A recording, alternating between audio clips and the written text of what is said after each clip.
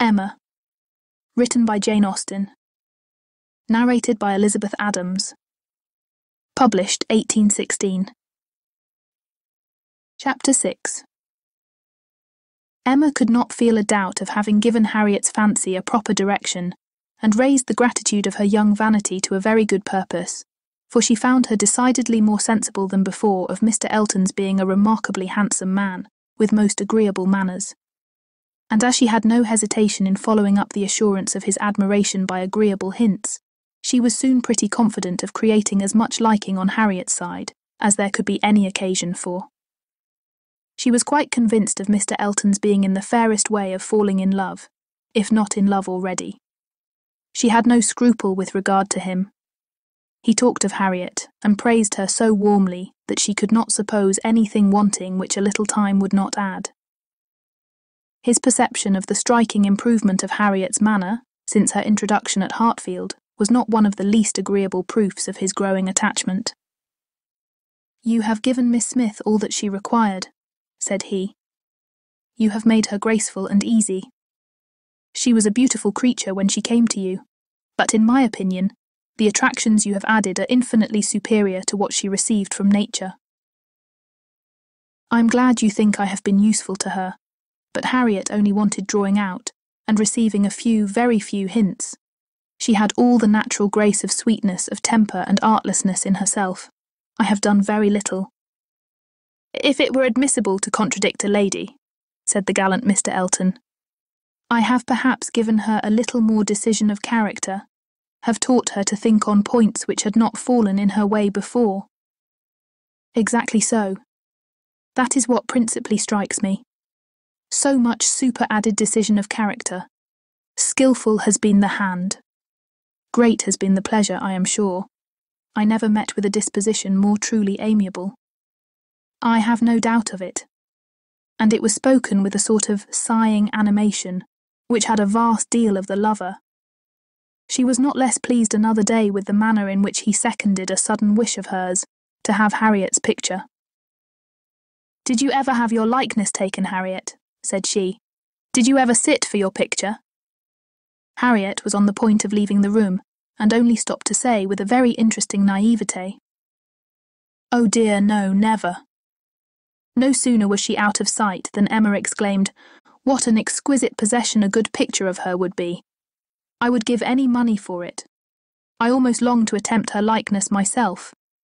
You do not know it, I dare say, but 2 or 3 years ago I had a great passion for taking likenesses, and attempted several of my friends, and was thought to have a tolerable eye in general. But from one cause or another I gave it up in disgust.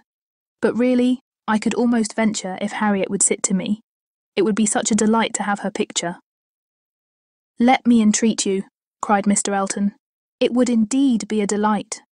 Let me entreat you, Miss Woodhouse, to exercise so charming a talent in favour of your friend. I know what your drawings are. How could you suppose me ignorant? Is not this room rich in specimens of your landscapes and flowers? And has not Mrs. Weston some inimitable figure pieces in her drawing-room at Randalls?" "Yes, good man," thought Emma, "but what has all that to do with taking likenesses? You know nothing of drawing. Don't pretend to be in raptures about mine. Keep your raptures for Harriet's face." "Well, if you give me such kind encouragement, Mr. Elton, I believe I shall try what I can do. Harriet's features are very delicate, which makes a likeness difficult, and yet there is a peculiarity in the shape of the eye and the lines about the mouth which one ought to catch." "Exactly so. The shape of the eye and the lines about the mouth. I have not a doubt of your success. Pray attempt it. As you will do it, it will indeed, to use your own words, be an exquisite possession."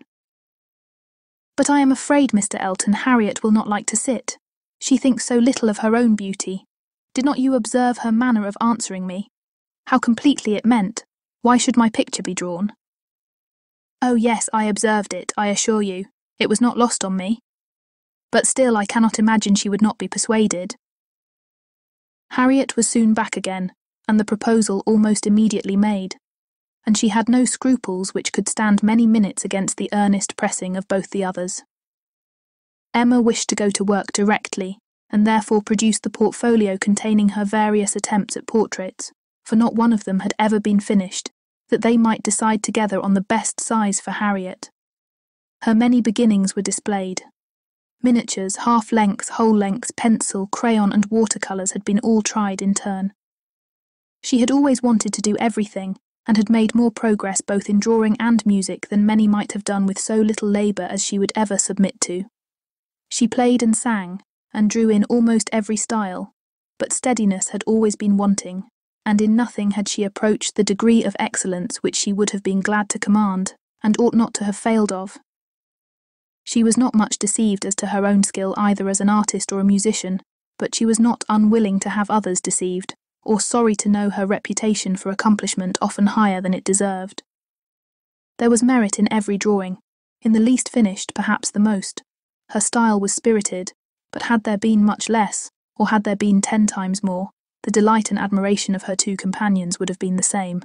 They were both in ecstasies. A likeness pleases everybody, and Miss Woodhouse's performances must be capital. "No great variety of faces for you," said Emma.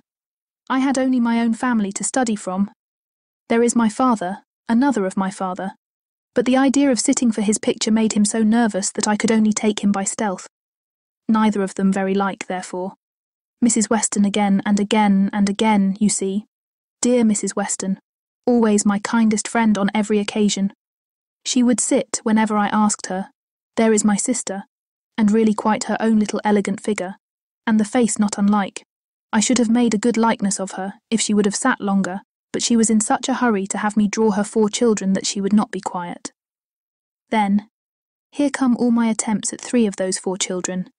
There they are, Henry and John and Bella, from one end of the sheet to the other, and any one of them might do for any one of the rest. She was so eager to have them drawn that I could not refuse, but there is no making children of 3 or 4 years old stand still, you know. Nor can it be very easy to take any likeness of them, beyond the air and complexion, unless they are coarser featured than any of Mamma's children ever were. Here is my sketch of the 4th, who was a baby.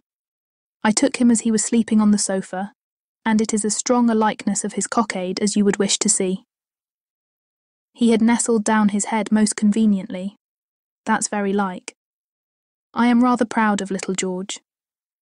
The corner of the sofa is very good. Then here is my last, unclosing a pretty sketch of a gentleman in small size, whole length.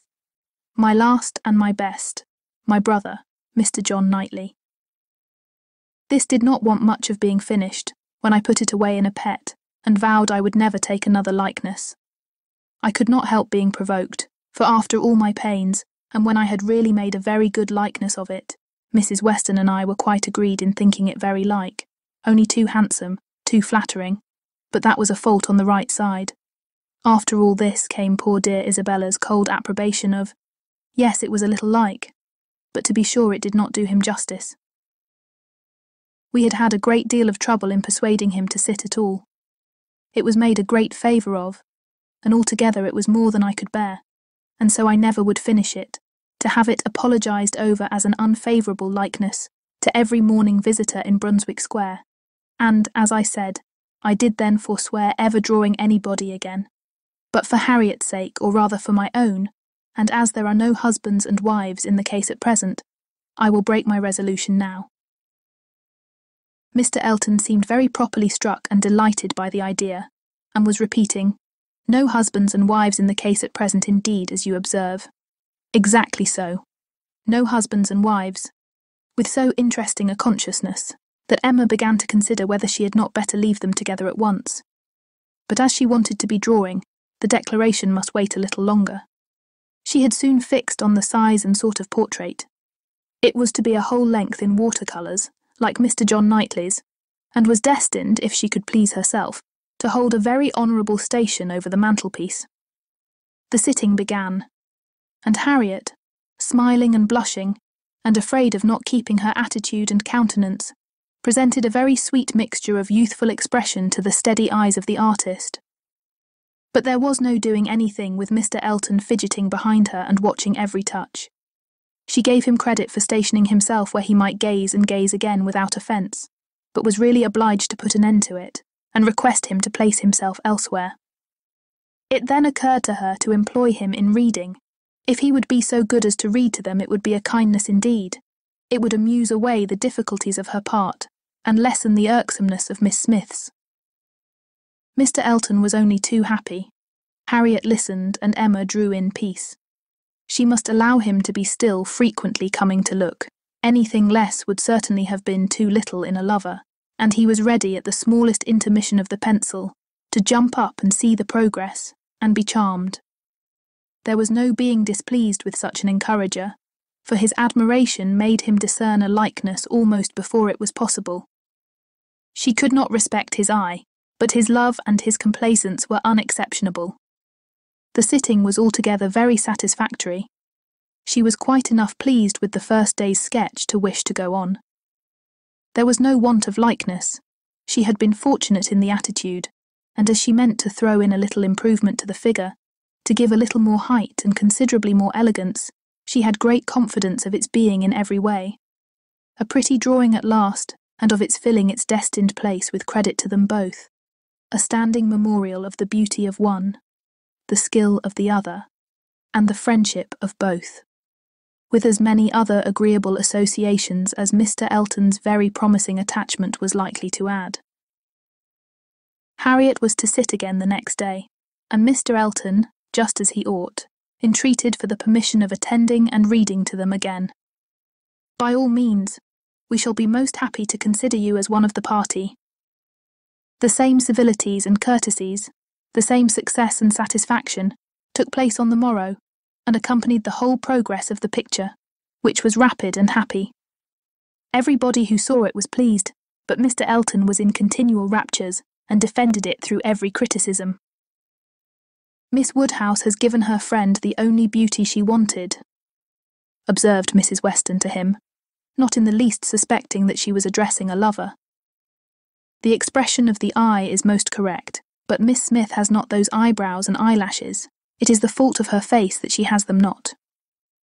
"Do you think so?" replied he. "I cannot agree with you. It appears to me a most perfect resemblance in every feature. I never saw such a likeness in my life. We must allow for the effect of shade, you know." "You have made her too tall, Emma," said Mr. Knightley. Emma knew that she had, but would not own it, and Mr. Elton warmly added, "Oh no, certainly not too tall, not in the least too tall. Consider, she is sitting down, which naturally presents a different, which in short gives exactly the idea, and the proportions must be preserved, you know. Proportions foreshortening. Oh no, it gives one exactly the idea of such a height as Miss Smith's, exactly so indeed." "It is very pretty," said Mr. Woodhouse. "So prettily done. Just as your drawings always are, my dear. I do not know anybody who draws so well as you do. The only thing I do not thoroughly like is that she seems to be sitting out of doors with only a little shawl over her shoulders, and it makes one think she must catch cold. But my dear papa, it is supposed to be summer, a warm day in summer. Look at the tree. But it is never safe to sit out of doors, my dear." "You, sir, may say anything," cried Mr. Elton, "but I must confess that I regard it as a most happy thought, the placing of Miss Smith out of doors, and the tree is touched with such inimitable spirit. Any other situation would have been much less in character. The naivete of Miss Smith's manners, and altogether, oh, it is most admirable. I cannot keep my eyes from it. I never saw such a likeness." The next thing wanted was to get the picture framed, and here were a few difficulties. It must be done directly. It must be done in London. The order must go through the hands of some intelligent person whose taste could be depended on.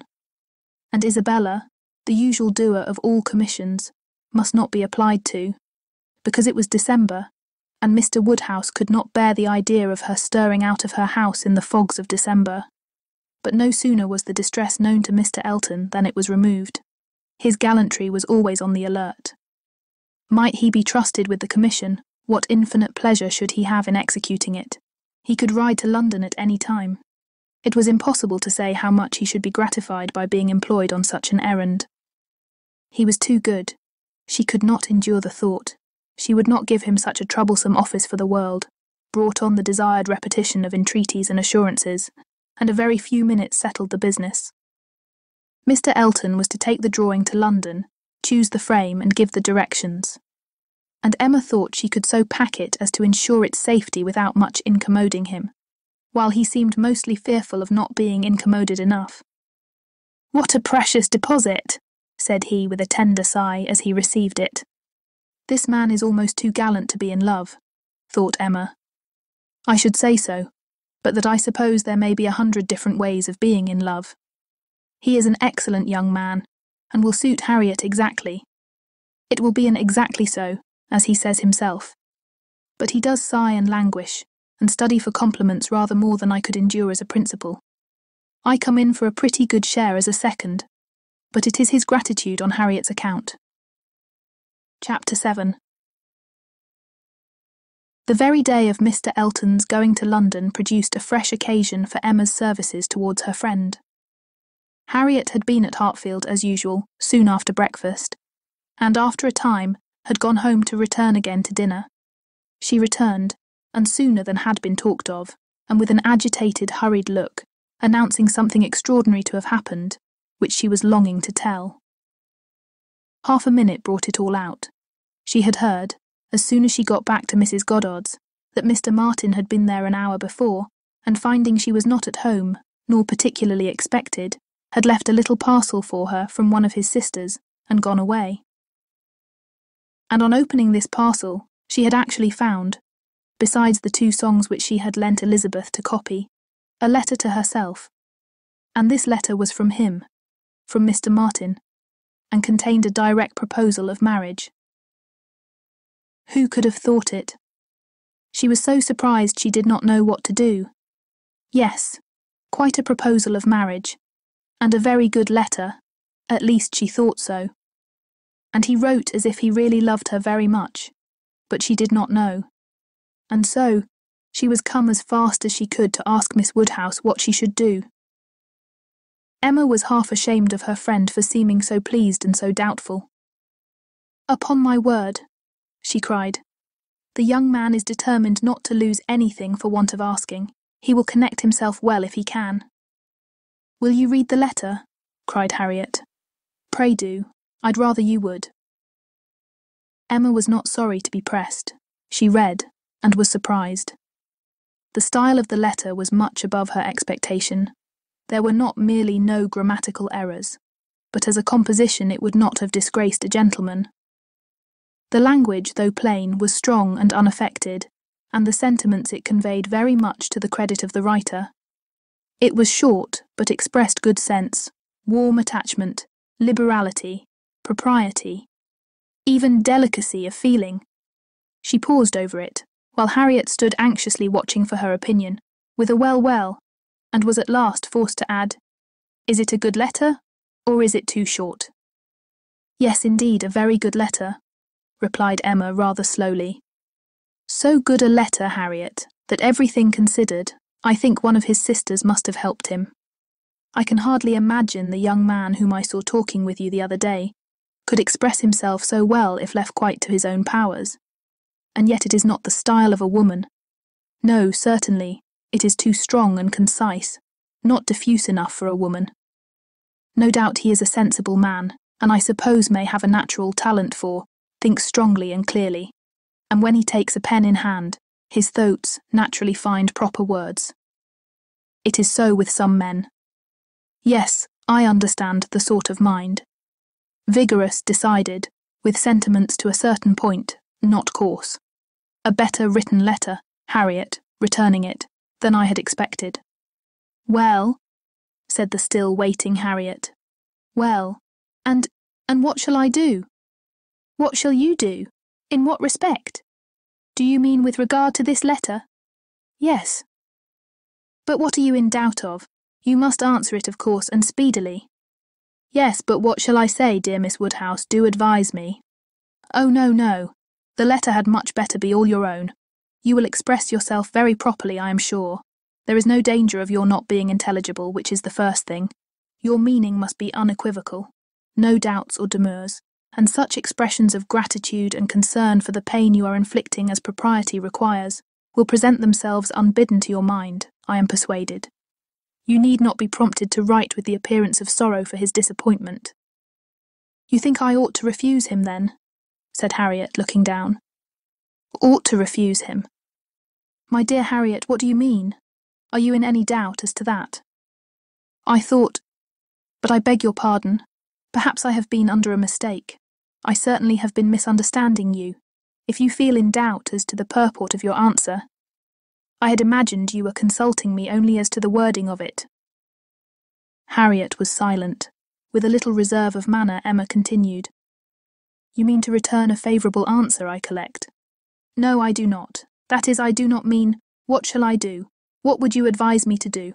Pray, dear Miss Woodhouse, tell me what I ought to do. I shall not give you any advice, Harriet. I will have nothing to do with it. This is a point which you must settle with your feelings. I had no notion that he liked me so very much, said Harriet, contemplating the letter.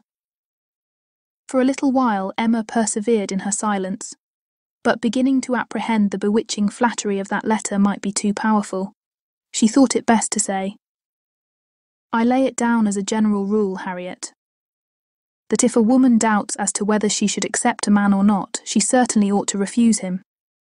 If she can hesitate as to yes, she ought to say no directly. It is not a state to be safely entered into with doubtful feelings with half a heart. I thought it my duty as a friend, and older than yourself, to say thus much to you, but do not imagine that I want to influence you. Oh, no, I am sure you are a great deal too kind to Sir. But if you would just advise me what I had best do— No, I do not mean that. As you say, one's mind ought to be quite made up. One should not be hesitating. It is a very serious thing. It will be safer to say no, perhaps. Do you think I had better say no? Not for the world, said Emma, smiling graciously. Would I advise you either way? You must be the best judge of your own happiness. If you prefer Mr. Martin to every other person, if you think him the most agreeable man you have ever been in company with, why should you hesitate? You blush, Harriet. Does anybody else occur to you at this moment under such a definition? Harriet, do not deceive yourself. Do not be run away with by gratitude and compassion. At this moment, whom are you thinking of? The symptoms were favourable. Instead of answering, Harriet turned away confused and stood thoughtfully by the fire, and though the letter was still in her hand, it was now mechanically twisted about without regard. Emma waited the result with impatience, but not without strong hopes. At last, with some hesitation, Harriet said, Miss Woodhouse, as you will not give me your opinion, I must do as well as I can by myself, and I have now quite determined, and really almost made up my mind, to refuse Mr. Martin. Do you think I am right? Perfectly right, my dearest Harriet. You are doing just what you ought. While you were at all in suspense, I kept my feelings to myself, but now that you are so completely decided, I have no hesitation in approving. Dear Harriet, I give myself joy of this. It would have grieved me to lose your acquaintance, which must have been the consequence of your marrying Mr. Martin. While you were in the smallest degree wavering, I said nothing about it, because I would not influence. But it would have been the loss of a friend to me. I could not have visited Mrs. Robert Martin, of Abbey Mill Farm. Now I am secure of you for ever. Harriet had not surmised her own danger, but the idea of it struck her forcibly. You could not have visited me, she cried, looking aghast. No, to be sure you could not. But I never thought of that before. That would have been too dreadful. What an escape! Dear Miss Woodhouse, I would not give up the pleasure and honour of being intimate with you for anything in the world. Indeed, Harriet, it would have been a severe pang to lose you, but it must have been. You would have thrown yourself out of all good society. I must have given you up.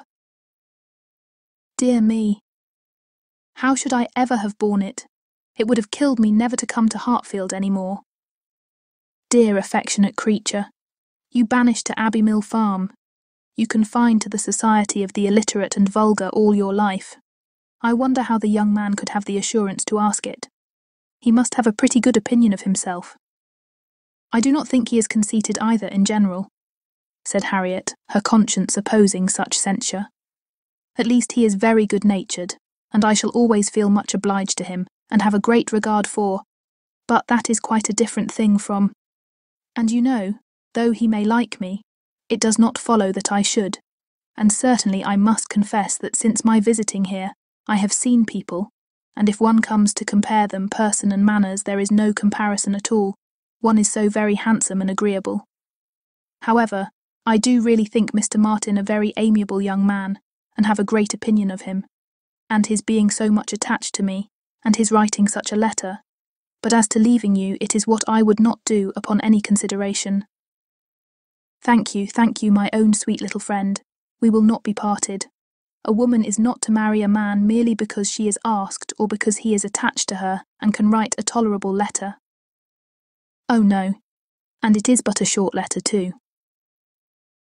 Emma felt the bad taste of her friend, but let it pass with a very true, and it would be a small consolation to her, for the clownish manner which might be offending her every hour of the day, to know that her husband could write a good letter. Oh yes, very, nobody cares for a letter.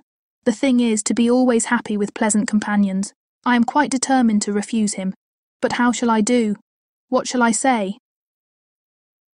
Emma assured her there would be no difficulty in the answer, and advised its being written directly, which was agreed to, in the hope of her assistance. And though Emma continued to protest against any assistance being wanted, it was in fact given in the formation of every sentence. The looking over his letter again, in replying to it, had such a softening tendency that it was particularly necessary to brace her up with a few decisive expressions. And she was so very much concerned at the idea of making him unhappy, and thought so much of what his mother and sisters would think and say, and was so anxious that they should not fancy her ungrateful, that Emma believed if the young man had come in her way at that moment, he would have been accepted after all. This letter, however, was written and sealed, and sent. The business was finished, and Harriet safe. She was rather low all the evening, but Emma could allow for her amiable regrets, and sometimes relieved them by speaking of her own affection, sometimes by bringing forward the idea of Mr. Elton. I shall never be invited to Abbey Mill again, was said in rather a sorrowful tone.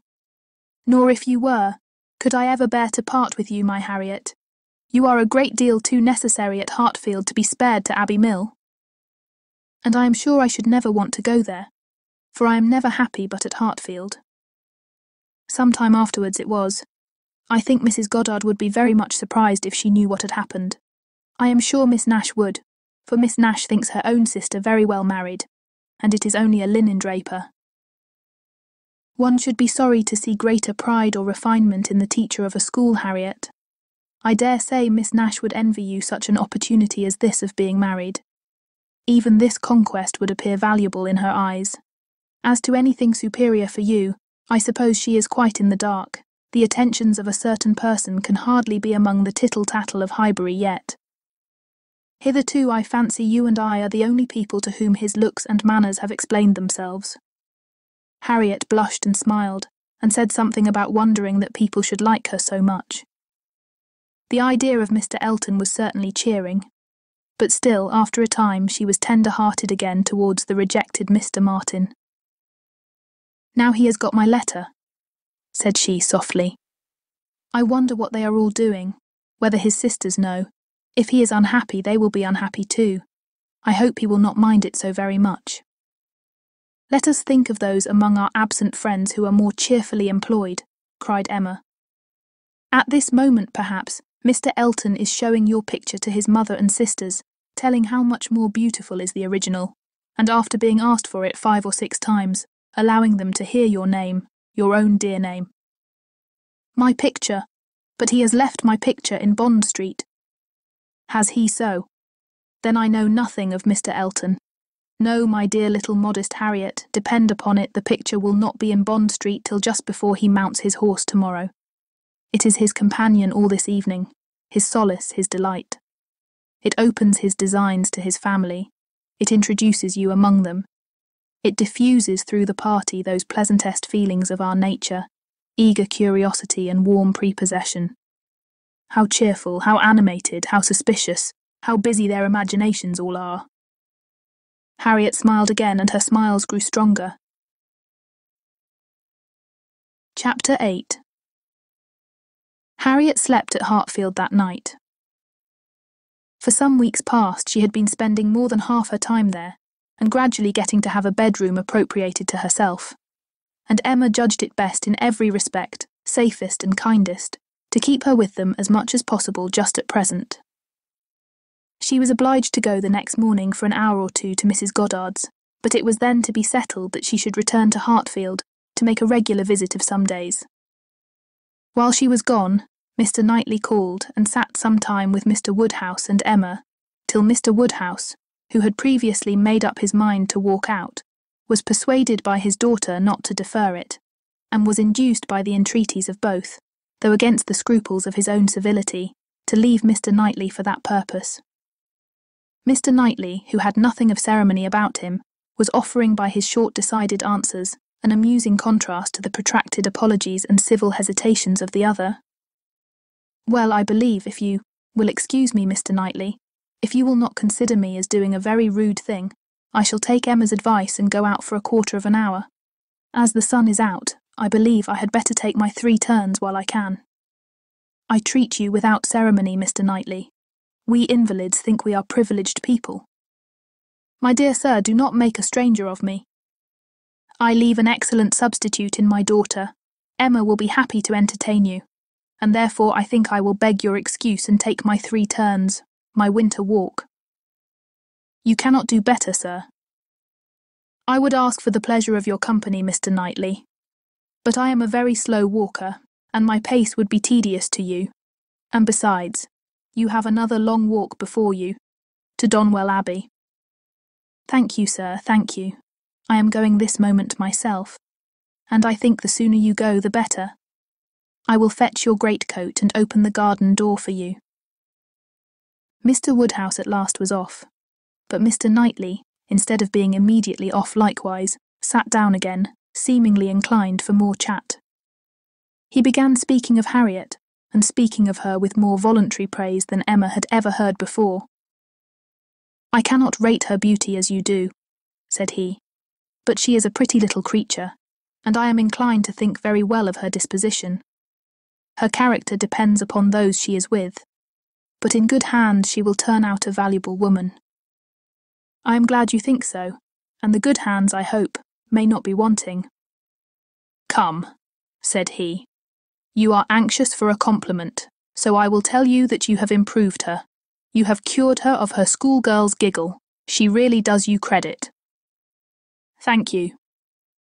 I should be mortified indeed if I did not believe I had been of some use, but it is not everybody who will bestow praise where they may. You do not often overpower me with it." "You are expecting her again, you say, this morning?" "Almost every moment. She has been gone longer already than she intended." "Something has happened to delay her. Some visitors, perhaps. Highbury gossips, tiresome wretches. Harriet may not consider everybody tiresome that you would." Emma knew this was too true for contradiction, and therefore said nothing. He presently added with a smile, "I do not pretend to fix on times or places, but I must tell you that I have good reason to believe your little friend will soon hear of something to her advantage." "Indeed, how so? Of what sort?" "A very serious sort, I assure you," still smiling. "Very serious. I can think of but one thing. Who is in love with her? Who makes you their confidant?" Emma was more than half in hopes of Mr. Elton's having dropped a hint. Mr. Knightley was a sort of general friend and adviser, and she knew Mr. Elton looked up to him. "I have reason to think," he replied, "that Harriet Smith will soon have an offer of marriage, and from a most unexceptionable quarter. Robert Martin is the man. Her visit to Abbey Mill this summer seems to have done his business. He is desperately in love and means to marry her."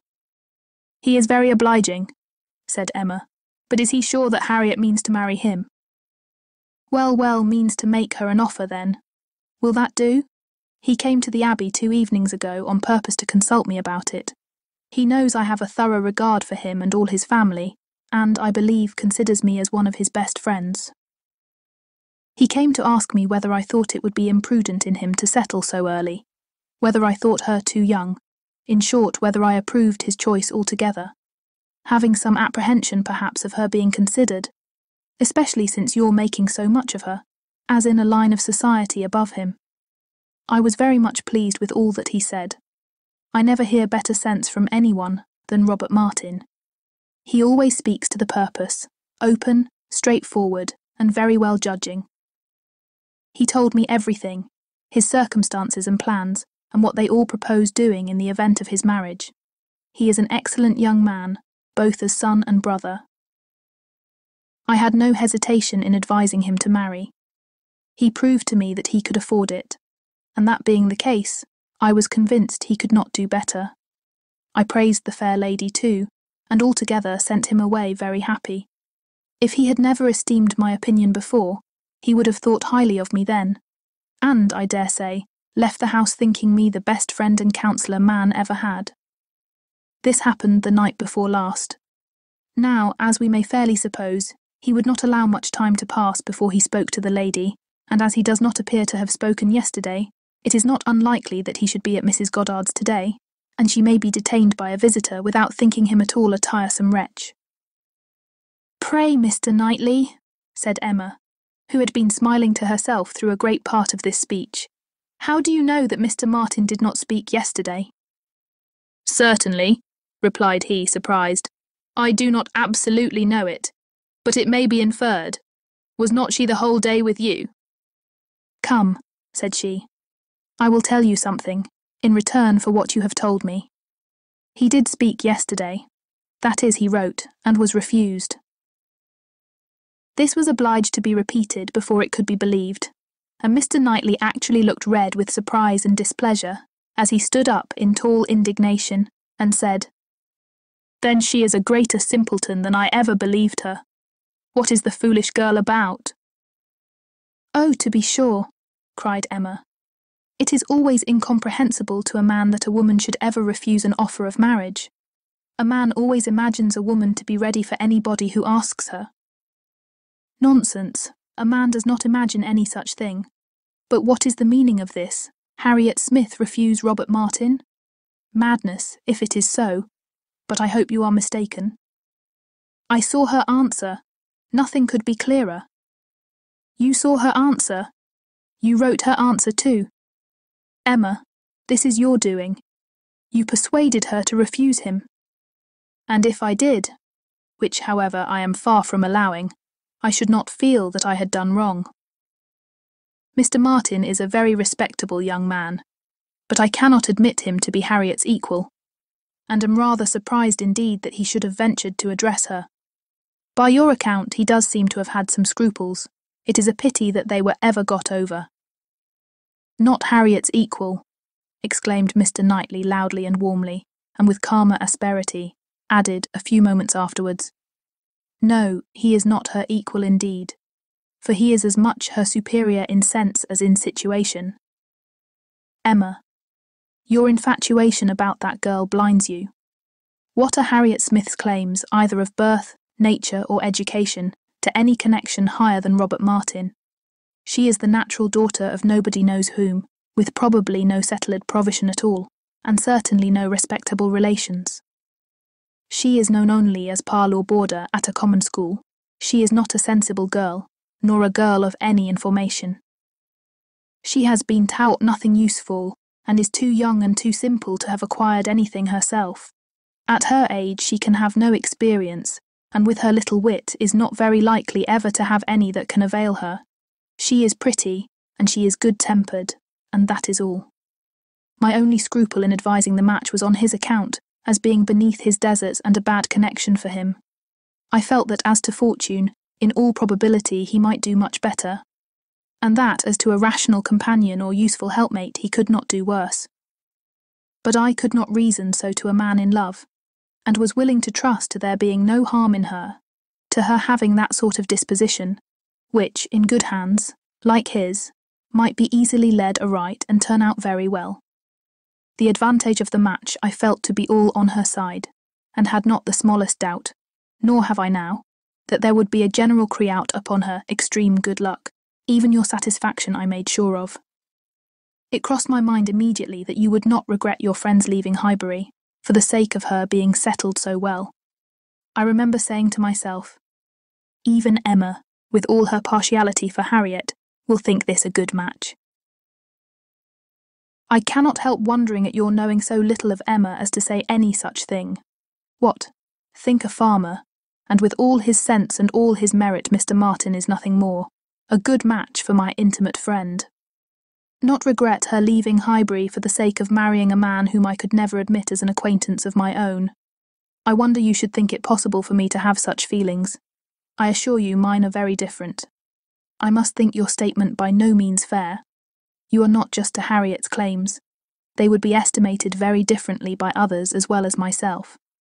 Mr. Martin may be the richest of the two, but he is undoubtedly her inferior as to rank in society. The sphere in which she moves is much above his. It would be a degradation. A degradation to illegitimacy and ignorance, to be married to a respectable, intelligent gentleman farmer. As to the circumstances of her birth, though in a legal sense she may be called nobody, it will not hold in common sense. She is not to pay for the offence of others by being held below the level of those with whom she is brought up. There can scarcely be a doubt that her father is a gentleman, and a gentleman of fortune. Her allowance is very liberal. Nothing has ever been grudged for her improvement or comfort. That she is a gentleman's daughter is indubitable to me. That she associates with gentlemen's daughters, no one, I apprehend, will deny. She is superior to Mr. Robert Martin. Whoever might be her parents, said Mr. Knightley, whoever may have had the charge of her, it does not appear to have been any part of their plan to introduce her into what you would call good society.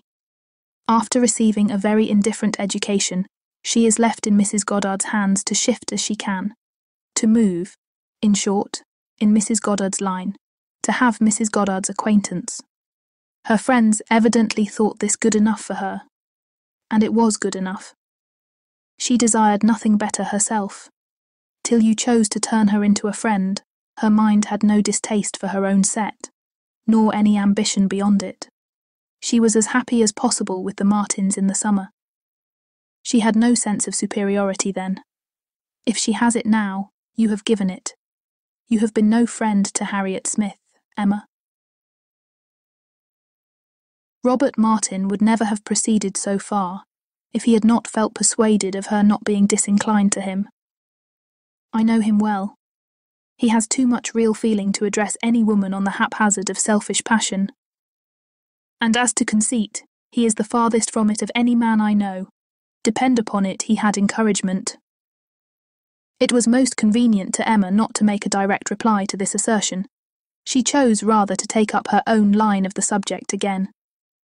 You are a very warm friend to Mr. Martin, but as I said before, are unjust to Harriet. Harriet's claims to marry well are not so contemptible as you represent them. She is not a clever girl, but she has better sense than you are aware of, and does not deserve to have her understanding spoken of so slightingly. Waiving that point, however, and supposing her to be, as you describe her, only pretty and good-natured, let me tell you, that in the degree she possesses them, they are not trivial recommendations to the world in general, for she is, in fact, a beautiful girl, and must be thought so by 99 people out of 100, until it appears that men are much more philosophic on the subject of beauty than they are generally supposed, till they do fall in love with well-informed minds instead of handsome faces. A girl, with such loveliness as Harriet, has a certainty of being admired and sought after, of having the power of choosing from among many, consequently, a claim to be nice. Her good nature, too, is not so very slight a claim, comprehending, as it does, real, thorough sweetness of temper and manner, a very humble opinion of herself, and a great readiness to be pleased with other people. I am very much mistaken if your sex in general would not think such beauty, and such temper, the highest claims a woman could possess. Upon my word, Emma, to hear you abusing the reason you have, is almost enough to make me think so too. Better be without sense than misapply it as you do. To be sure, cried she playfully, I know that is the feeling of you all. I know that such a girl as Harriet is exactly what every man delights in, what at once bewitches his senses and satisfies his judgment. Oh, Harriet may pick and choose. Were you yourself ever to marry, she is the very woman for you. And is she, at 17, just entering into life, just beginning to be known, to be wondered at because she does not accept the first offer she receives? No. Pray let her have time to look about her.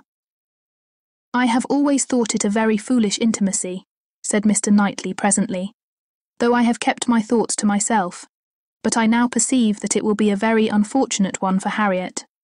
You will puff her up with such ideas of her own beauty, and of what she has a claim to, that, in a little while, nobody within her reach will be good enough for her. Vanity working on a weak head produces every sort of mischief. Nothing so easy as for a young lady to raise her expectations too high. Miss Harriet Smith may not find offers of marriage flow in so fast, though she is a very pretty girl. Men of sense, whatever you may choose to say, do not want silly wives. Men of family would not be very fond of connecting themselves with a girl of such obscurity. And most prudent men would be afraid of the inconvenience and disgrace they might be involved in when the mystery of her parentage came to be revealed. Let her marry Robert Martin, and she is safe, respectable, and happy forever. But if you encourage her to expect to marry greatly, and teach her to be satisfied with nothing less than a man of consequence and large fortune, she may be a parlour boarder at Mrs. Goddard's all the rest of her life, or at least, for Harriet Smith is a girl who will marry somebody or other, till she grow desperate, and is glad to catch at the old writing-master's son. We think so very differently on this point, Mr. Knightley, that there can be no use in canvassing it. We shall only be making each other more angry. But as to my letting her marry Robert Martin, it is impossible. She has refused him, and so decidedly, I think, as must prevent any second application. She must abide by the evil of having refused him, whatever it may be, and as to the refusal itself, I will not pretend to say that I might not influence her a little, but I assure you there was very little for me or for anybody to do. His appearance is so much against him, and his manner so bad, that if she ever were disposed to favour him, she is not now. I can imagine that before she had seen anybody superior, she might tolerate him. He was the brother of her friends, and he took pains to please her, and altogether, having seen nobody better, that must have been his great assistant. She might not, while she was at Abbey Mill, find him disagreeable. But the case is altered now. She knows now what gentlemen are, and nothing but a gentleman in education and manner has any chance with Harriet. Nonsense, errant nonsense as ever was talked, cried Mr. Knightley.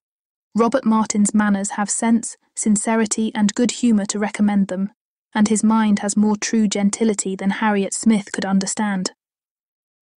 Emma made no answer, and tried to look cheerfully unconcerned, but was really feeling uncomfortable and wanting him very much to be gone.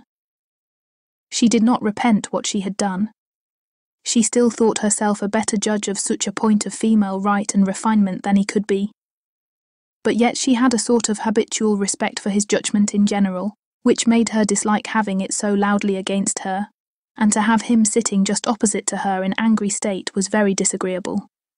Some minutes passed in this unpleasant silence, with only one attempt on Emma's side to talk of the weather, but he made no answer. He was thinking. The result of his thoughts appeared at last in these words. Robert Martin has no great loss, if he can but think so, and I hope it will not be long before he does. Your views for Harriet are best known to yourself, but as you make no secret of your love of matchmaking, it is fair to suppose that views and plans and projects you have, and as a friend, I shall just hint to you that if Elton is the man, I think it will be all labour in vain. Emma laughed and disclaimed. He continued, Depend upon it, Elton will not do. Elton is a very good sort of man, and a very respectable vicar of Highbury, but not at all likely to make an imprudent match. He knows the value of a good income as well as anybody. Elton may talk sentimentally, but he will act rationally. He is as well acquainted with his own claims as you can be with Harriet's. He knows that he is a very handsome young man, and a great favourite wherever he goes. And from his general way of talking in unreserved moments, when there are only men present, I am convinced that he does not mean to throw himself away. I have heard him speak with great animation of a large family of young ladies that his sisters are intimate with, who have all £20,000 apiece. "I am very much obliged to you," said Emma, laughing again. "If I had set my heart on Mr. Elton's marrying Harriet, it would have been very kind to open my eyes, but at present I only want to keep Harriet to myself. I have done with matchmaking indeed. I could never hope to equal my own doings at Randalls. I shall leave off while I am well." "Good morning to you," said he, rising and walking off abruptly. He was very much vexed. He felt the disappointment of the young man, and was mortified to have been the means of promoting it by the sanction he had given. And the part which he was persuaded Emma had taken in the affair was provoking him exceedingly. Emma remained in a state of vexation too, but there was more indistinctness in the causes of hers than in his. She did not always feel so absolutely satisfied with herself, so entirely convinced that her opinions were right and her adversaries wrong, as Mr. Knightley. He walked off in more complete self-approbation than he left for her.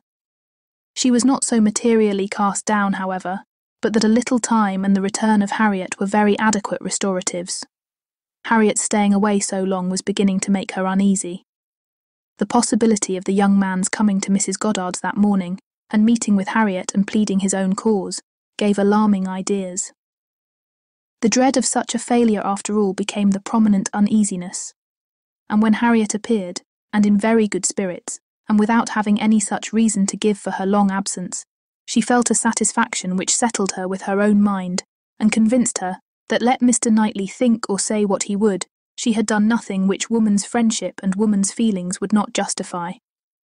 He had frightened her a little about Mr. Elton, but when she considered that Mr. Knightley could not have observed him as she had done, neither with the interest, nor, she must be allowed to tell herself, in spite of Mr. Knightley's pretensions, with the skill of such an observer on such a question as herself, that he had spoken it hastily and in anger, she was able to believe that he had rather said what he wished resentfully to be true than what he knew anything about. He certainly might have heard Mr. Elton speak with more unreserve than she had ever done, and Mr. Elton might not be of an imprudent, inconsiderate disposition as to money matters. He might naturally be rather attentive than otherwise to them. But then, Mr. Knightley did not make due allowance for the influence of a strong passion at war with all interested motives. Mr. Knightley saw no such passion, and of course thought nothing of its effects, but she saw too much of it to feel a doubt of its overcoming. Any hesitations that a reasonable prudence might originally suggest, and more than a reasonable becoming degree of prudence, she was very sure did not belong to Mr. Elton. Harriet's cheerful look and manner established hers. She came back, not to think of Mr. Martin, but to talk of Mr. Elton. Miss Nash had been telling her something, which she repeated immediately with great delight. Mr. Perry had been to Mrs. Goddard's to attend a sick child, and Miss Nash had seen him, and he had told Miss Nash that as he was coming back yesterday from Clayton Park, he had met Mr. Elton, and found to his great surprise that Mr. Elton was actually on his road to London, and not meaning to return till the morrow, though it was the whist club night, which he had been never known to miss before, and Mr. Perry had remonstrated with him about it, and told him how shabby it was in him, their best player, to absent himself, and tried very much to persuade him to put off his journey only one day. But it would not do. Mr. Elton had been determined to go on, and had said in a very particular way indeed, that he was going on business which he would not put off for any inducement in the world, and something about a very enviable commission, and being the bearer of something exceedingly precious. Mr. Perry could not quite understand him, but he was very sure there must be a lady in the case, and he told him so, and Mr. Elton only looked very conscious and smiling, and rode off in great spirits.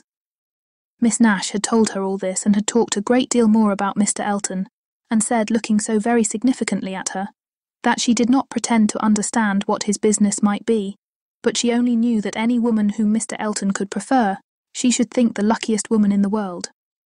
For beyond a doubt, Mr. Elton had not his equal for beauty or agreeableness. Chapter 9. Mr. Knightley might quarrel with her, but Emma could not quarrel with herself.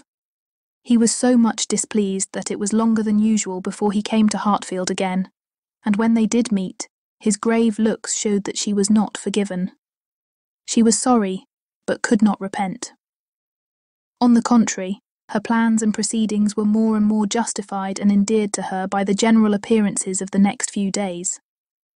The picture, elegantly framed, came safely to hand soon after Mr. Elton's return, and being hung over the mantelpiece of the common sitting-room, he got up to look at it, and sighed out his half-sentences of admiration just as he ought.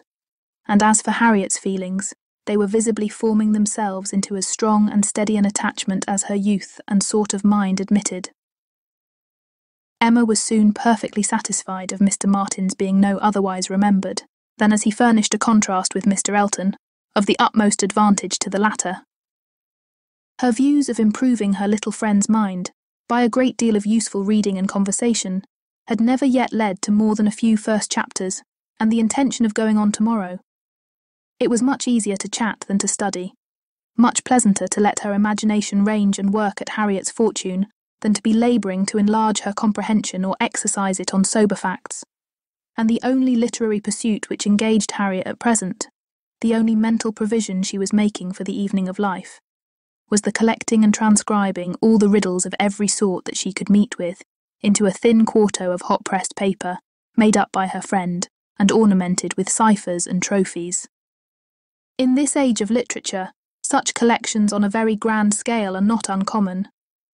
Miss Nash, head teacher at Mrs. Goddard's, had written out at least 300, and Harriet, who had taken the first hint of it from her, hoped with Miss Woodhouse's help to get a great many more.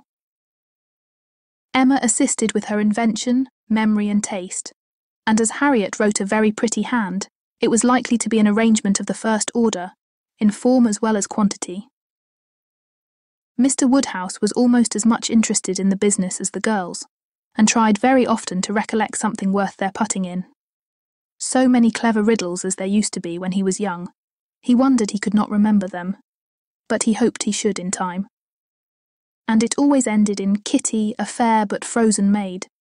His good friend Perry, too, whom he had spoken to on the subject, did not at present recollect anything of the riddle kind, but he had desired Perry to be upon the watch, and as he went about so much, something, he thought, might come from that quarter. It was by no means his daughter's wish that the intellects of Highbury in general should be put under requisition. Mr. Elton was the only one whose assistance she asked. He was invited to contribute any really good enigmas, charades or conundrums that he might recollect. And she had the pleasure of seeing him most intently at work with his recollections, and at the same time, as she could perceive, most earnestly careful that nothing ungallant, nothing that did not breathe a compliment to the sex should pass his lips. They owed to him their 2 or 3 politest puzzles, and the joy and exultation with which at last he recalled, and rather sentimentally recited, that well-known charade, "My first doth affliction denote, which my second is destined to feel, and my whole is the best antidote, that affliction to soften and heal," made her quite sorry to acknowledge that they had transcribed it some pages ago already. "Why will not you write one yourself for us, Mr. Elton?" said she. "That is the only security for its freshness, and nothing could be easier to you." Oh no, he had never written, hardly ever, anything of the kind in his life. The stupidest fellow. He was afraid not even Miss Woodhouse, he stopped a moment, or Miss Smith could inspire him. The very next day, however, produced some proof of inspiration. He called for a few moments, just to leave a piece of paper on the table containing, as he said, a charade, which a friend of his had addressed to a young lady, the object of his admiration, but which, from his manner, Emma was immediately convinced must be his own. "I do not offer it for Miss Smith's collection," said he. "Being my friends, I have no right to expose it in any degree to the public eye, but perhaps you may not dislike looking at it." The speech was more to Emma than to Harriet, which Emma could understand. There was deep consciousness about him, and he found it easier to meet her eye than her friend's. He was gone the next moment. After another moment's pause, "Take it," said Emma, smiling and pushing the paper towards Harriet.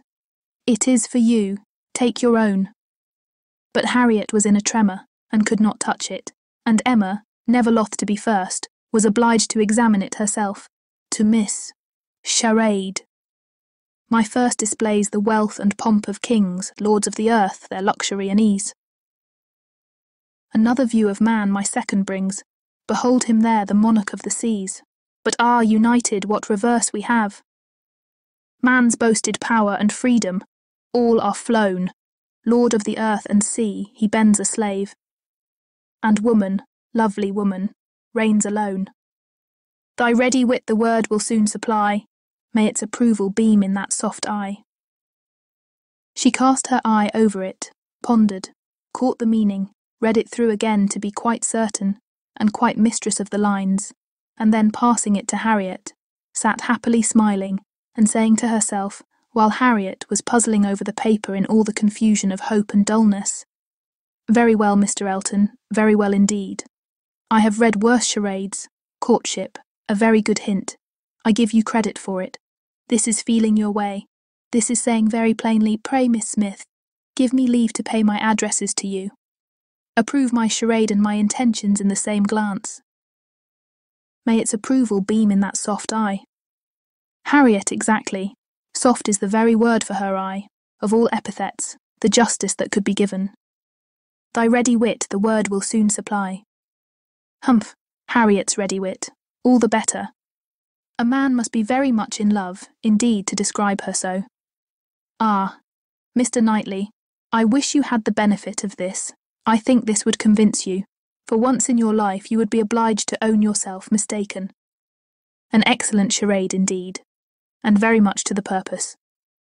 Things must come to a crisis soon now. She was obliged to break off from these very pleasant observations, which were otherwise of a sort to run into great length, by the eagerness of Harriet's wondering questions. "What can it be, Miss Woodhouse? What can it be?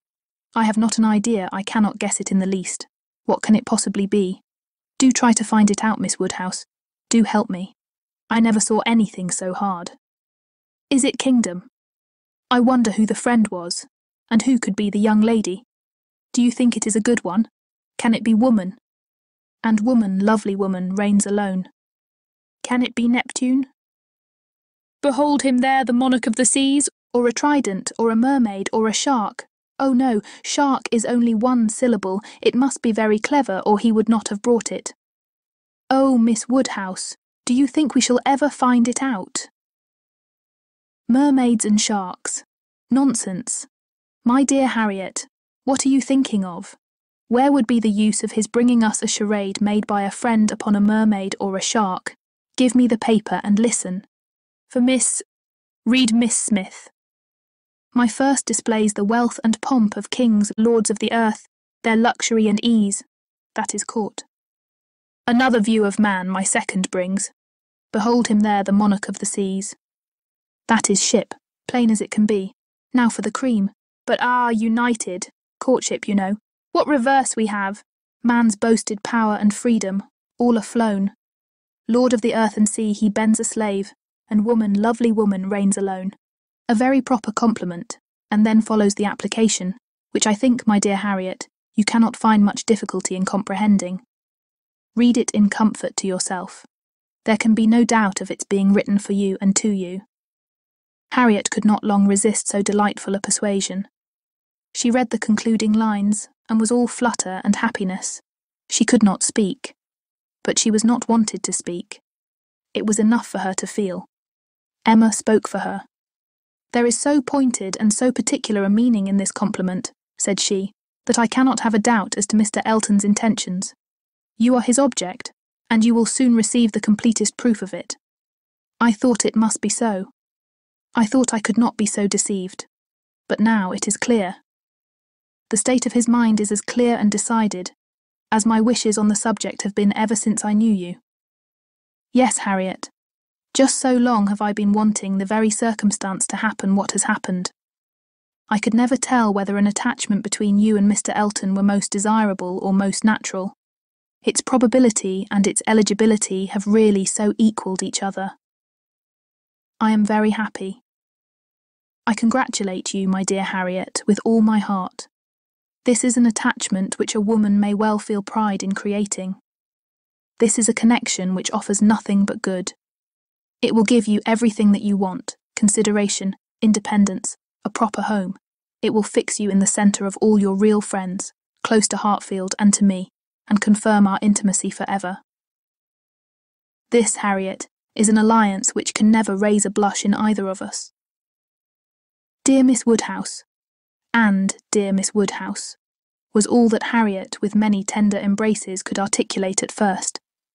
But when they did arrive at something more like conversation, it was sufficiently clear to her friend that she saw, felt, anticipated, and remembered just as she ought.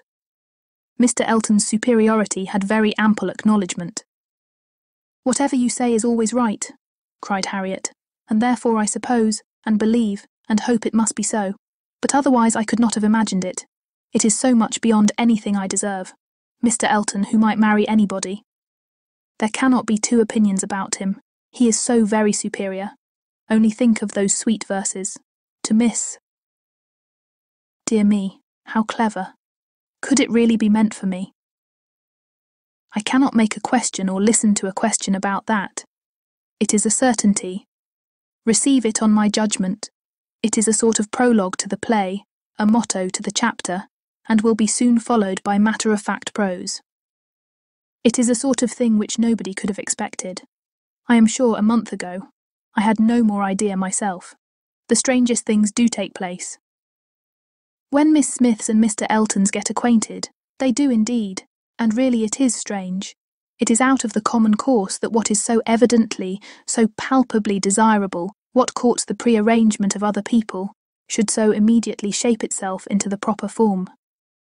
You and Mr. Elton are by situation called together. You belong to one another by every circumstance of your respective homes. Your marrying will be equal to the match at Randalls. There does seem to be a something in the air of Hartfield, which gives love exactly the right direction, and sends it into the very channel where it ought to flow.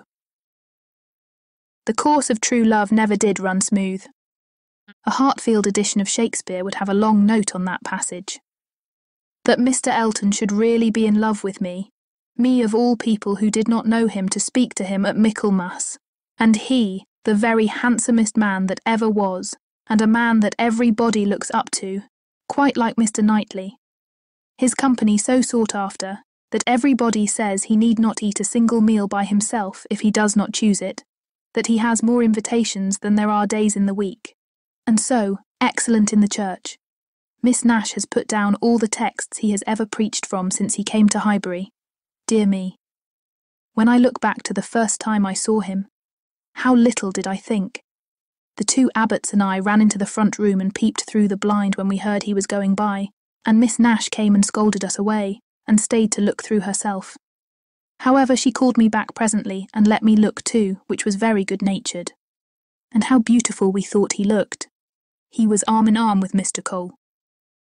This is an alliance which, whatever your friends may be, must be agreeable to them, provided at least they have common sense, and we are not to be addressing our conduct to fools.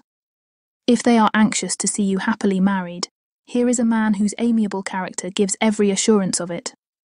If they wish to have you settled in the same country and circle which they have chosen to place you in, here it will be accomplished, and if their only object is that you should, in the common phrase, be well married, here is the comfortable fortune, the respectable establishment, the rise in the world which must satisfy them. Yes, very true. How nicely you talk. I love to hear you. You understand everything. You and Mr. Elton are one as clever as the other. This charade. If I had studied a 12-month, I could never have made anything like it. So I thought he meant to try his skill by his manner of declining it yesterday. I do think it is, without exception, the best charade I ever read. I never read one more to the purpose, certainly. It is as long again as almost all we have had before. I do not consider its length as particularly in its favour. Such things in general cannot be too short. Harriet was too intent on the lines to hear.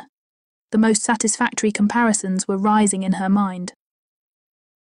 It is one thing, said she presently, her cheeks in a glow, to have very good sense in a common way, like everybody else, and if there is anything to say, to sit down and write a letter, and say just what you must, in a short way, and another, to write verses and charades like this.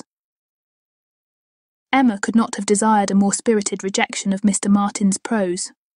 "Such sweet lines," continued Harriet. "These two last.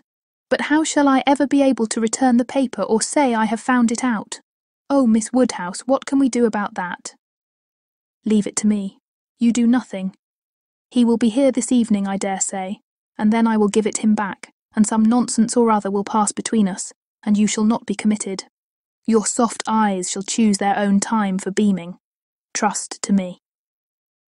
"Oh, Miss Woodhouse, what a pity that I must not write this beautiful charade into my book. I am sure I have not got one half so good." "Leave out the two last lines, and there is no reason why you should not write it into your book." "Oh, but those two lines are—" "The best of all, granted, for private enjoyment, and for private enjoyment keep them. They are not at all the less written, you know, because you divide them. The couplet does not cease to be, nor does its meaning change. But take it away, and all appropriation ceases, and a very pretty gallant charade remains, fit for any collection. Depend upon it, he would not like to have his charade disliked, much better than his passion. A poet in love must be encouraged in both capacities or neither. Give me the book, I will write it down, and then there can be no possible reflection on you." Harriet submitted, though her mind could hardly separate the parts, so as to feel quite sure that her friend were not writing down a declaration of love. It seemed too precious an offering for any degree of publicity. "I shall never let that book go out of my own hands," said she. "Very well," replied Emma, "a most natural feeling, and the longer it lasts, the better I shall be pleased. But here is my father coming. You will not object to my reading the charade to him. It will be giving him so much pleasure. He loves anything of the sort, and especially anything that pays woman a compliment. He has the tenderest spirit of gallantry towards us all. You must let me read it to him." Harriet looked grave. "My dear Harriet, you must not refine too much upon this charade. You will betray your feelings improperly if you are too conscious and too quick, and appear to affix more meaning, or even quite all the meaning which may be affixed to it. Do not be overpowered by such a little tribute of admiration. If he had been anxious for secrecy, he would not have left the paper while I was by, but he rather pushed it towards me than towards you. Do not let us be too solemn on the business. He has encouragement enough to proceed, without our sighing out our souls over this charade." "Oh no, I hope I shall not be ridiculous about it, do as you please." Mr. Woodhouse came in, and very soon led to the subject again, by the recurrence of his very frequent inquiry of, "Well, my dears, how does your book go on? Have you got anything fresh?" "Yes, Papa, we have something to read you, something quite fresh. A piece of paper was found on the table this morning, dropped, we suppose, by a fairy, containing a very pretty charade, and we have just copied it in." She read it to him, just as he liked to have anything read, slowly and distinctly, and 2 or 3 times over, with explanations of every part as she proceeded, and he was very much pleased, and, as she had foreseen, especially struck with the complimentary conclusion. "Aye, that's very just indeed, that's very properly said, very true. Woman, lovely woman. It is such a pretty charade, my dear, that I can easily guess what fairy brought it. Nobody could have written so prettily but you, Emma." Emma only nodded and smiled. After a little thinking and a very tender sigh, he added, "Ah, it is no difficulty to see who you take after. Your dear mother was so clever at all those things, if I had but her memory. But I can remember nothing, not even that particular riddle which you have heard me mention. I can only recollect the first stanza, and there are several. Kitty, a fair but frozen maid, kindled a flame I yet deplore, the hoodwinked boy I called to aid, though of his near approach afraid, and so fatal to my suit before. And that is all that I can recollect of it, but it is very clever all the way through. But I think, my dear, you said you had got it."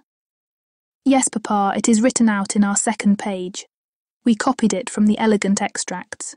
It was Garrick's, you know." "Aye, very true. I wish I could recollect more of it. Kitty, a fair but frozen maid. Now the name makes me think of poor Isabella, for she was very near being christened Catherine after her grandmamma. I hope we shall have her here next week. Have you thought, my dear, where you shall put her, and what room there will be for the children? Oh, yes, she will have her own room, of course, the room she always has, and there is the nursery for the children, just as usual, you know. Why should there be any change?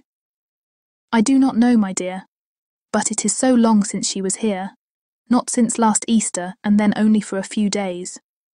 Mr. John Knightley's being a lawyer is very inconvenient. Poor Isabella, she is sadly taken away from us all, and how sorry she will be when she comes, not to see Miss Taylor here. She will not be surprised, Papa, at least. I do not know, my dear. I am sure I was very much surprised when I first heard she was going to be married. We must ask Mr. and Mrs. Weston to dine with us while Isabella is here. Yes, my dear, if there is time. But, in a very depressed tone, she is coming for only 1 week. There will not be time for anything. It is unfortunate that they cannot stay longer, but it seems a case of necessity. Mr. John Knightley must be in town again on the 28th, and we ought to be thankful, Papa, that we are to have the whole of the time they can give to the country, that 2 or 3 days are not to be taken out for the Abbey. Mr. Knightley promises to give up his claim this Christmas, though you know it is longer since they were with him than with us. It would be very hard indeed, my dear, if poor Isabella were to be anywhere but at Hartfield. Mr. Woodhouse could never allow for Mr. Knightley's claims on his brother, or anybody's claims on Isabella, except his own. He sat musing a little while, and then said, "But I do not see why poor Isabella should be obliged to go back so soon, though he does. I think, Emma, I shall try and persuade her to stay longer with us. She and the children might stay very well." "Ah, Papa, that is what you never have been able to accomplish, and I do not think you ever will. Isabella cannot bear to stay behind her husband." This was too true for contradiction. Unwelcome as it was, Mr. Woodhouse could only give a submissive sigh, and as Emma saw his spirits affected by the idea of his daughter's attachment to her husband, she immediately led to such a branch of the subject as must raise them. "Harriet must give us as much of her company as she can while my brother and sister are here. I am sure she will be pleased with the children. We are very proud of the children, are not we, Papa? I wonder which she will think the handsomest, Henry or John. I wonder which she will. Poor little dears, how glad they will be to come. They are very fond of being at Hartfield, Harriet." "I dare say they are, sir. I am sure I do not know who is not. Henry is a fine boy, but John is very like his mamma. Henry is the eldest, he was named after me, not after his father. John, the second, is named after his father. Some people are surprised, I believe, that the eldest was not, but Isabella would have him called Henry, which I thought very pretty of her, and he is a very clever boy indeed. They are all remarkably clever, and they have so many pretty ways. They will come and stand by my chair and say, 'Grandpapa, can you give me a bit of string?' And once Henry asked me for a knife, but I told him knives were only made for grandpapas. I think their father is too rough with them very often." "He appears rough to you," said Emma, "because you are so very gentle yourself, but if you could compare him with other papas, you would not think him rough. He wishes his boys to be active and hardy, and if they misbehave can give them a sharp word now and then. But he is an affectionate father. Certainly Mr. John Knightley is an affectionate father. The children are all fond of him. And then their uncle comes in and tosses them up to the ceiling in a very frightful way. But they like it, Papa. There is nothing they like so much. It is such enjoyment to them that if their uncle did not lay down the rule of their taking turns, whichever began would never give way to the other. Well, I cannot understand it. That is the case with us all, Papa. One half of the world cannot understand the pleasures of the other." Later in the morning, and just as the girls were going to separate in preparation for the regular 4 o'clock dinner, the hero of this inimitable charade walked in again. Harriet turned away, but Emma could receive him with the usual smile, and her quick eye soon discerned in his the consciousness of having made a push, of having thrown a die, and she imagined he was come to see how it might turn up. His ostensible reason, however, was to ask whether Mr. Woodhouse's party could be made up in the evening without him, or whether he should be in the smallest degree necessary at Hartfield.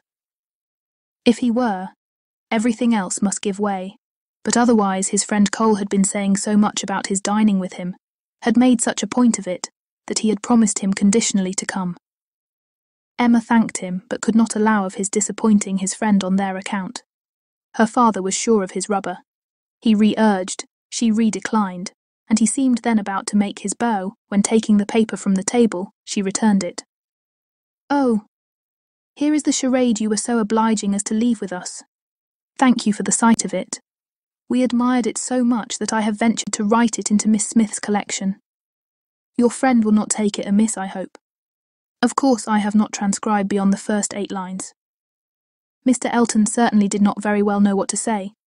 He looked rather doubtingly, rather confused, said something about honour, glanced at Emma and at Harriet, and then seeing the book open on the table, took it up and examined it very attentively.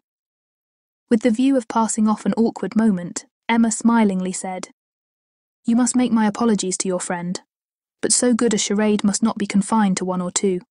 He may be sure of every woman's approbation while he writes with such gallantry." "I have no hesitation in saying," replied Mr. Elton, though hesitating a good deal while he spoke.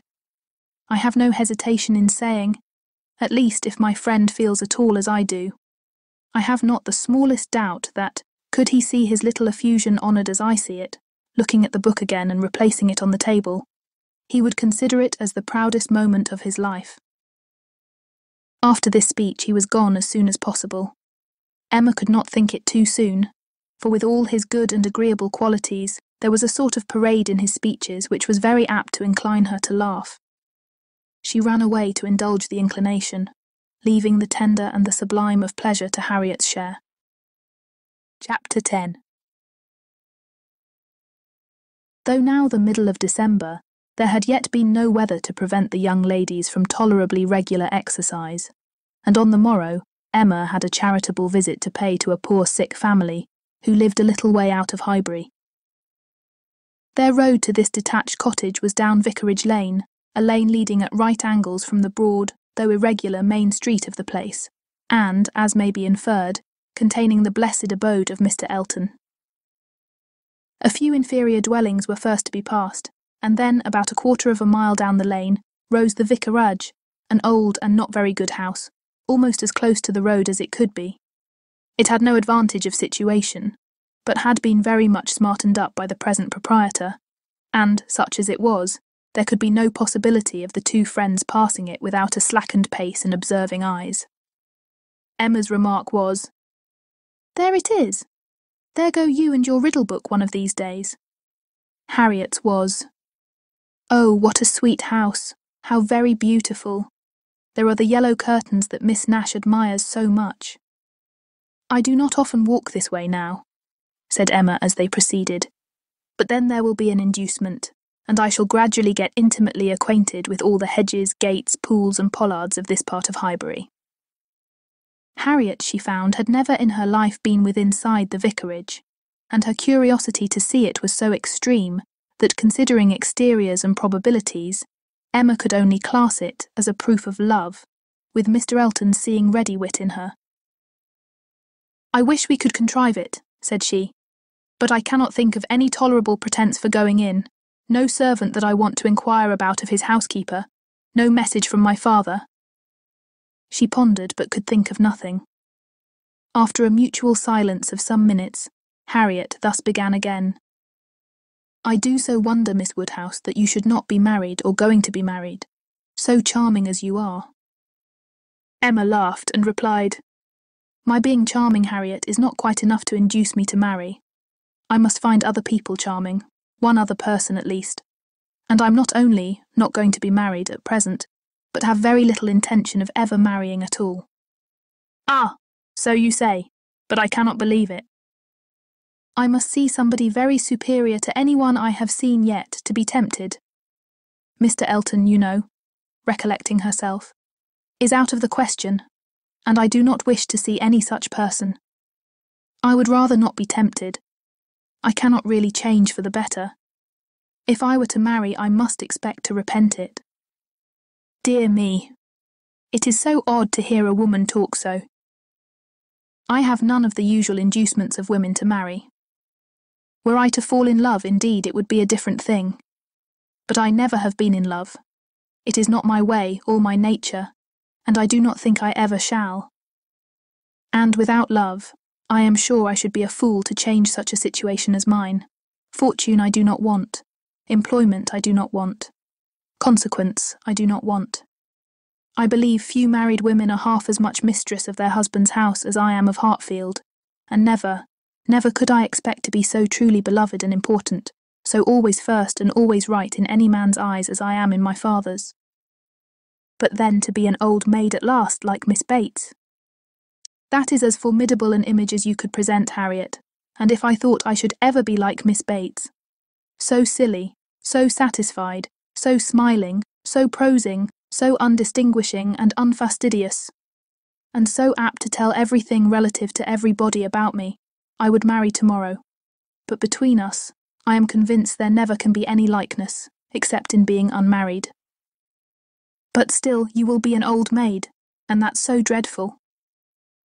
Never mind, Harriet. I shall not be a poor old maid, and it is poverty only which makes celibacy contemptible to a generous public. A single woman with a very narrow income must be a ridiculous, disagreeable old maid.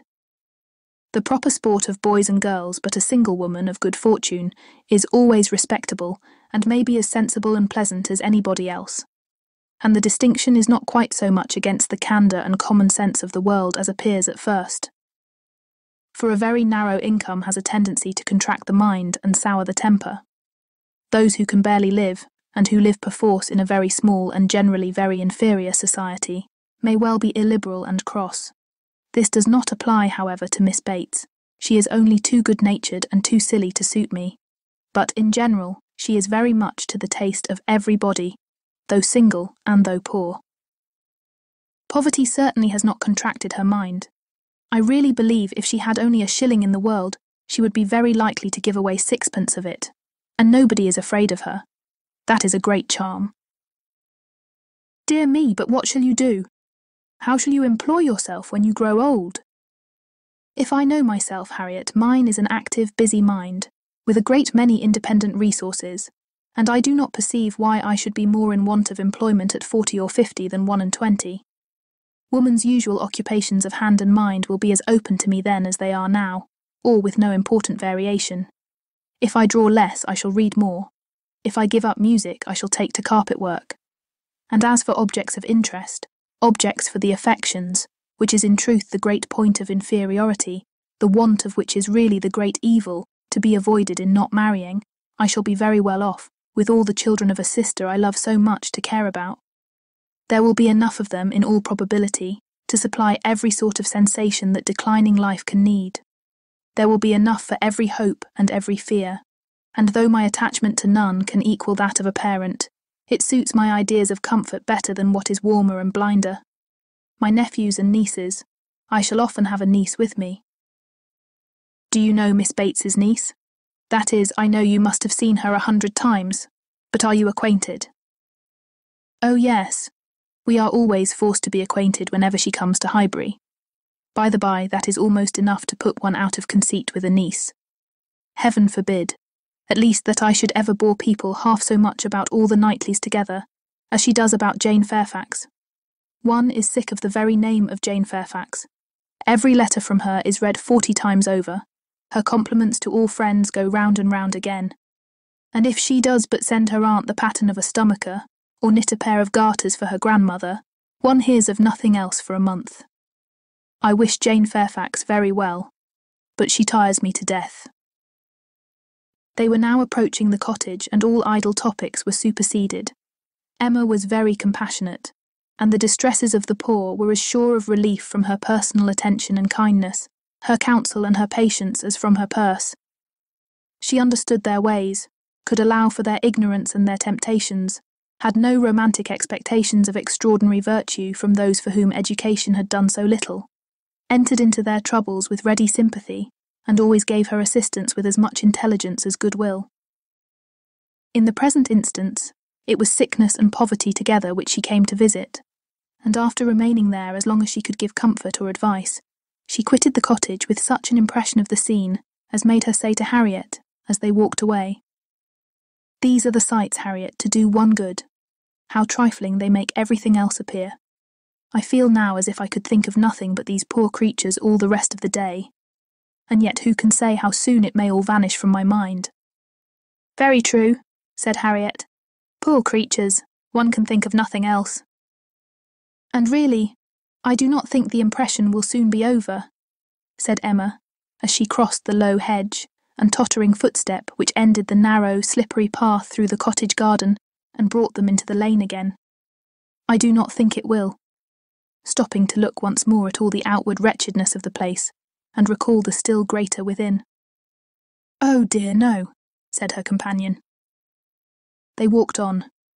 The lane made a slight bend, and when that bend was passed, Mr. Elton was immediately in sight, and so near as to give Emma time only to say farther, "Ah, Harriet, here comes a very sudden trial of our stability in good thoughts.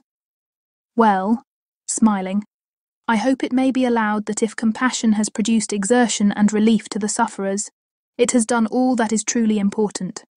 If we feel for the wretched, enough to do all we can for them, the rest is empty sympathy, only distressing to ourselves." Harriet could just answer, "Oh dear, yes," before the gentleman joined them. The wants and sufferings of the poor family, however, were the first subject on meeting. He had been going to call on them. His visit he would now defer, but they had a very interesting parley about what could be done and should be done. Mr. Elton then turned back to accompany them. To fall in with each other on such an errand as this, thought Emma, to meet in a charitable scheme. This will bring a great increase of love on each side. I should not wonder if it were to bring on the declaration. It must. If I were not here. I wish I were anywhere else. Anxious to separate herself from them as far as she could, she soon afterwards took possession of a narrow footpath, a little raised on one side of the lane, leaving them together in the main road. But she had not been there 2 minutes when she found that Harriet's habits of dependence and imitation were bringing her up too, and that in short, they would both be soon after her. This would not do. She immediately stopped, under pretence of having some alteration to make in the lacing of her half-boot, and stooping down in complete occupation of the footpath beged, them to have the goodness to walk on, and she would follow in half a minute. They did as they were desired, and by the time she judged it reasonable to have done with her boot, she had the comfort of farther delay in her power, being overtaken by a child from the cottage, setting out according to orders, with her pitcher to fetch broth from Hartfield. To walk by the side of this child and talk to and question her was the most natural thing in the world, or would have been the most natural, had she been acting just then without design, and by this means the others were still able to keep ahead, without any obligation of waiting for her. She gained on them, however, involuntarily. The child's pace was quick, and theirs rather slow, and she was the more concerned at it, from their being evidently in a conversation which interested them. Mr. Elton was speaking with animation, Harriet listening with a very pleased attention, and Emma, having sent the child on, was beginning to think how she might draw back a little more, when they both looked around and she was obliged to join them. Mr. Elton was still talking, still engaged in some interesting detail, and Emma experienced some disappointment when she found that he was only giving his fair companion an account of the yesterday's party at his friend Cole's, and that she was come in herself for the Stilton cheese, the North Wiltshire, the butter, the celery, the beetroot, and all the dessert. This would soon have led to something better, of course, was her consoling reflection. Anything interests between those who love, and anything will serve as introduction to what is near the heart. If I could but have kept longer away. They now walked on together quietly, till within view of the vicarage pales, when a sudden resolution, of at least getting Harriet into the house, made her again find something very much amiss about her boot, and fall behind to arrange it once more. She then broke the lace off short, and dexterously throwing it into a ditch, was presently obliged to entreat them to stop, and acknowledged her inability to put herself to right so as to be able to walk home in tolerable comfort. "Part of my lace is gone," said she, "and I do not know how I am to contrive. I really am a most troublesome companion to you both, but I hope I am not often so ill-equipped. Mr. Elton, I must beg leave to stop at your house and ask your housekeeper for a bit of riband or string, or anything just to keep my boot on." Mr. Elton looked all happiness at this proposition, and nothing could exceed his alertness and attention in conducting them into his house and endeavouring to make everything appear to advantage. The room they were taken into was the one he chiefly occupied, and looking forwards. Behind it was another with which it immediately communicated. The door between them was open, and Emma passed into it with the housekeeper to receive her assistance in the most comfortable manner. She was obliged to leave the door ajar as she found it, but she fully intended that Mr. Elton should close it. It was not closed, however. It still remained ajar. But by engaging the housekeeper in incessant conversation, she hoped to make it practicable for him to choose his own subject in the adjoining room. For 10 minutes she could hear nothing but herself. It could be protracted no longer. She was then obliged to be finished and make her appearance. The lovers were standing together at one of the windows. It had a most favourable aspect, and, for half a minute, Emma felt the glory of having schemed successfully. But it would not do. He had not come to the point. He had been most agreeable, most delightful. He had told Harriet that he had seen them go by and had purposely followed them. Other little gallantries and allusions had been dropped, but nothing serious. Cautious, very cautious, thought Emma. He advances inch by inch, and will hazard nothing till he believes himself secure. Still, however, though everything had not been accomplished by her ingenious device, she could not but flatter herself that it had been the occasion of much present enjoyment to both, and must be leading them forward to the great event.